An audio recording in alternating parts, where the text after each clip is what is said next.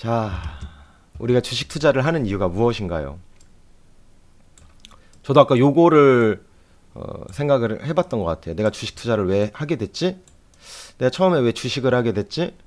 사기라고 생각했는데, 사기라고 생각했는데 왜 주식을 하게 됐지?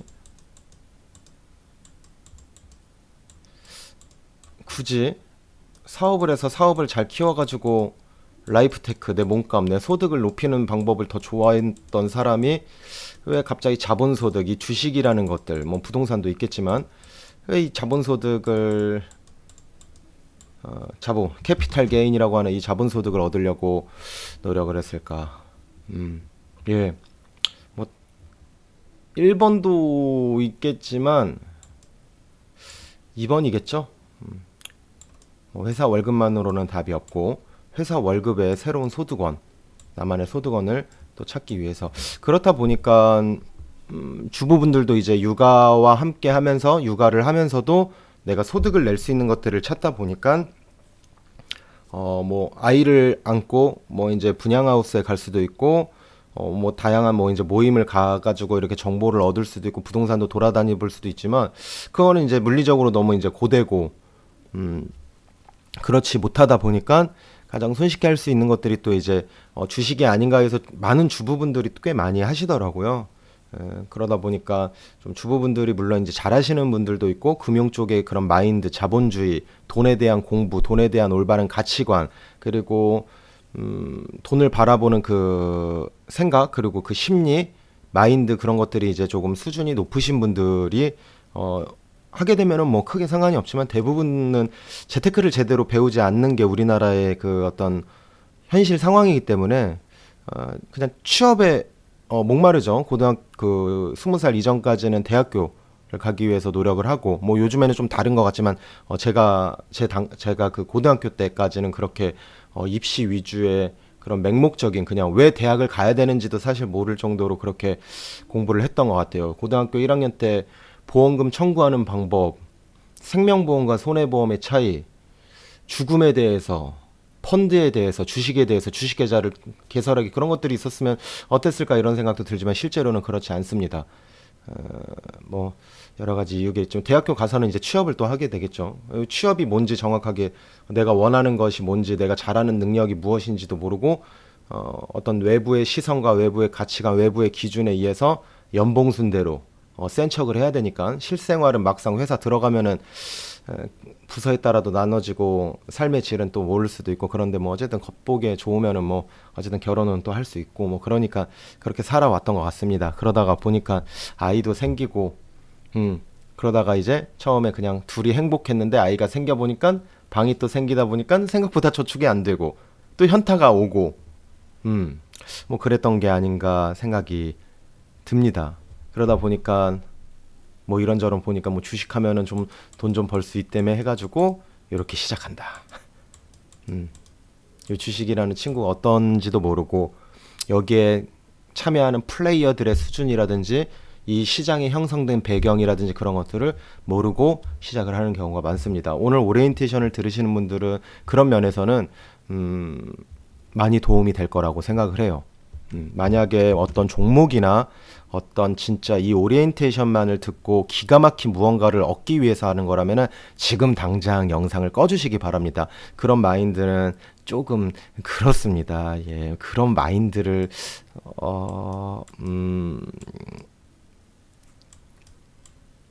네. 그거는 없죠. 예, 서로 시간을 내어가지고 한 거기 때문에 그런 게 있었으면은 전 그걸 팔았을 겁니다. 어쨌든 여러 가지 이유로 우리는 돈을 벌기 위해서 주식 투자를 시작을 하는 것 같아요. 대부분은. 제가 왜 요즘에 이런 이야기들을 하냐면은 댓글, 악플, 프로 불편러들이 너무 많아가지고 나는 아닌데 나는 돈 벌려고 하는 거 아닌데 이러면서 자기의 독특하고 유니크하고 아주 스페셜한 상황들을 보편적인 걸로 아주 그냥 하는 그런 사람들이 꽤 많아지고 있습니다. 앞으로도 그런 뭐 가치관은 계속 늘어날 수밖에 없어요. 분열을 일으키는 사회 분위기가 계속 있다 보니까요. 그래서 그런 분들은 그냥 과감하게 안 맞으면은 나가주시면 됩니다. 돈을 벌기 위해서, 그렇죠? 그래서 돈맛에서 주식 투자는 돈을 벌기 위해서 합니다. 어떤 자격증을 따기 위해서 하는 것보다 돈을 벌기 위해서 합니다. 돈을 벌기 위해서 공부를 하고요. 공부를 하고 암기를 하고 하는 것도 다 돈을 벌기 위해서예요. 물론 약간의 남들에게 잘난 척하기 위해서도 있습니다. 그래야지 좀 재밌잖아요. 또 그런 욕망들도 다 있고요. 자, 주식으로 돈을 번다는 의미는 무슨 의미일까요? 주식으로 돈을 번다는 의미. PT로 만들어 봤습니다. 주식으로 돈을 번다는 의미. A, B 이렇게 투자자가 있는데요. A는 1월 달에 2천만 원을 벌었어요. 그리고 2월 달에는 마이너스 800만 원을 손실을 봤습니다. 3월 달에는 기분이 안 좋아가지고 이거 한번 쉬어야 된다. 그래도 좀 똑똑한 것 같아. 그래도 좀 현명한 것 같아요. 내가 컨디션이 안 좋으니까 좀 쉬어야겠다.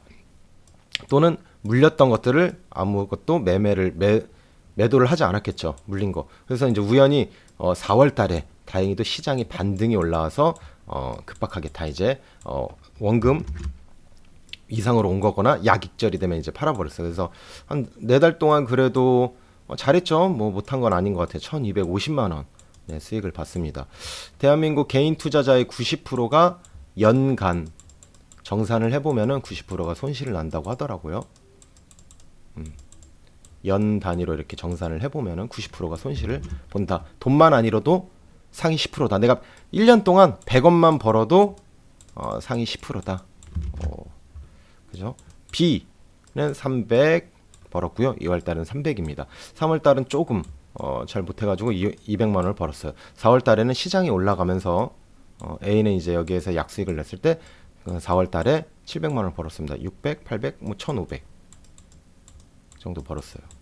물론 뭐 금액은 B가 좀 더 크긴 하지만 똑같은 금액으로 다음에 설정을 해야겠네요. 만약에 똑같은 금액을 벌었다고 치면은 여러분들은 A랑 B랑 어떤 그 투자자가 되기를 원하시나요? 만약에 금액이 같다고 치면요. 수익이 둘 다 뭐 1000만 원을 벌었다고 하면은 4달 동안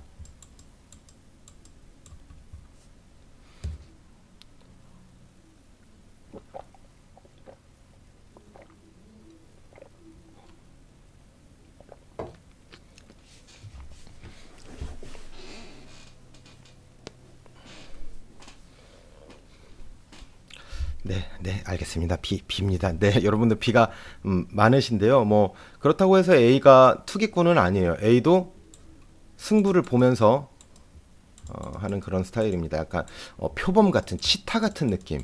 약간 투자자라기보다 뭐 굳이 트레이더도 투자자의 하나인데 어떤 매매에 능숙한 약간 트레이더 유형이라고 치면은 B 같은 경우는 안정적인 소득원을 만들기 위해서 노력하는 뭐 어떤 거북이 같은 스타일인 것 같아요. A가 더 낫다, B가 더 낫다. 그거는 없는 것 같습니다. 어쨌든 많이 벌면 장땡이고요. 끝났을 때 주식을 내가 그만뒀을 때 또는 주식을 1차적으로 그만뒀을 때 수익을 나면 되는 거예요. 여러분들 주식을 계속 평생 한다고 하지만 내가 뭐 30살에 시작해서 치매 걸리기 전 80세까지 한다고 하치면은 50년 동안 쉬지 않고 하지 않습니다. 내가 하지 못하는 상황에서는 다시 쉬어주기도 합니다. 저 같은 경우도 지금 사실은 단타를 그 11월 달에 하고 하다가 그 저번 그 금요일이죠. 금요일 날 되게 오랜만에 했어요. 11월 달에 하고. 왜냐면은 토요일 날 단타 원데이 클래스가 있어가지고 한 2달 만에 했는데 그때 다시 2달 만에 할 때 제가 다시 만들어 놓은 제 교재랑 영상이랑 보면서 그리고 과거에 제가 매매했던 그런 기록들 투자 노트가 있거든요. 그 투자 노트 보면서 다시 한번 좀 감을 살렸거든요. 2달 동안 푹 쉬었기 때문에 항상 계속 하는 건 아닙니다. 저도 항상 매매를 물론 매매를 안 하게 되면 감이 떨어지고 그럼 강의력에서 약간 뭐라고 해야 되지? 어떤 힘이 느껴지지가 않아요. 제가 매매를 안 하고 있는데 강의를 하면은 조금 약간 자신감이 없어요. 저도 그냥 전달하는 사람밖에 되지 않다 보니까 계속 꾸준하게 이제 스윙 같은 경우는 계속 하려고 노력을 하고 단타 같은 경우는 안 하려고 합니다. 이제 또 안 할 거예요. 근데 내일은 조금 뭐 해야 될 것 같아요. 김대호님은 뭐 주식을 좀 많이 아시나 봐요. 뭐 코로나 영향 그런 건 없습니다. 예, 코로나 영향처럼 이런 테마주가 많이 나오면은 오히려 단타가 더 수익을 보기가 쉽습니다. 왜냐하면은 자금이 몰려 있는 곳이 명확하게 나오기 때문에 오히려 시장이 좋을 때보다 저 같은 경우에는 테마주가 있을 때가 단타가 더 쉽다. 뭐 이런 것들은 단타 배우신 분들은 아실 거예요. 그래서 주식으로 돈을 번다는 의미는 뭐냐? 연속성이다. 꾸준하게 계속 돈을 벌 수가 있는 것이 돈을 번다라는 의미인 것 같아요. 요거는 약간 제 기준에서는 돈을 번다라는 의미는 아닌 것 같아요. 돈을 번다. 한 방에 우연한 테마주를 잘 잡아서 3억을 벌었을 수도 있어요. 이러고 이제 엑싯을 하면 돼요.